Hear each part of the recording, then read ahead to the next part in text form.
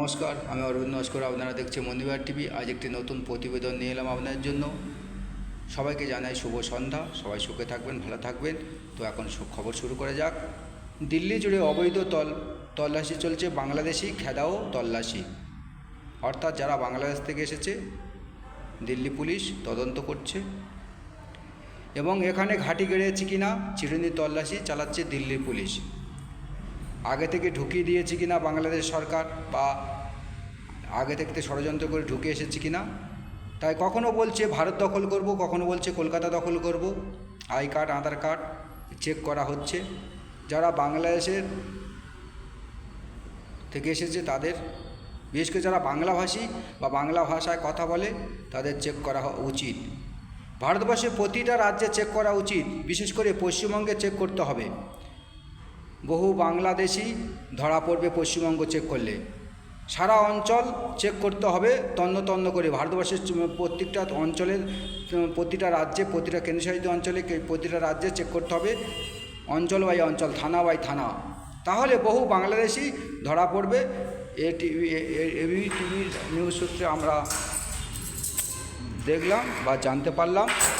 তাই আমাদের প্রত্যেক রাজ্য সরকারকে এবং প্রত্যেক কেন্দ্র সরকারকে সহযোগিতা করতে হবে। কারণ বাংলাদেশের মানুষরা যেভাবে আমাদের শাসাচ্ছে, কখনো বলছে কলকাতা দখল করব, কখনো বলছে ভারত দখল করব, দিল্লি দখল করব, মসনদ। তাই সব রাজ্য সরকার, সব কেন্দ্র সরকার মিলে সবাই সিদ্ধান্ত নিতে হবে। পার্টি যে যার করুক, ব্যক্তিগত ব্যাপার, কিন্তু দেশের জন্য সবাইকে দেশের স্বার্থে চেক করা উচিত। যারা বাংলা ভাষায় কথা বলে, এমনকি কম্পিউটারে আধার কার্ড ও ভোটার কার্ড চেক করতে হবে, তাহলে ধরা পড়ে যাবে। কম্পিউটার ফেলে চেক করতে হবে, সে ক বছর আগে এসছে, কত বছর আগে এসছে, কম্পিউটার ফেললে চেক হবে। এমন কিছু কম্পিউটার বাজ আছে বা যারা কম্পিউটারে কাজ করে, তারা নকল বানিয়ে দেয় আই কার্ড, আধার কার্ড। তাই কম্পিউটারে ফেলে চেক করা উচিত।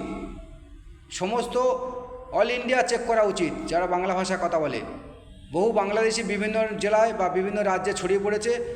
তাই ভারত সরকার ও কেন্দ্র সরকার সবাই মিলে চেক করে এদের বার করে দিতে হবে। না হলে এরা বলছে কি করে যে আমরা ভারত দখল করব? এত বড় সাহস হয় কী করে? কখন বলছে কলকাতা দখল করব 4 দিনে? তাহলে আগে দেখতে কি লোক ঢুকিয়ে দিয়েছে ষড়যন্ত্র করে?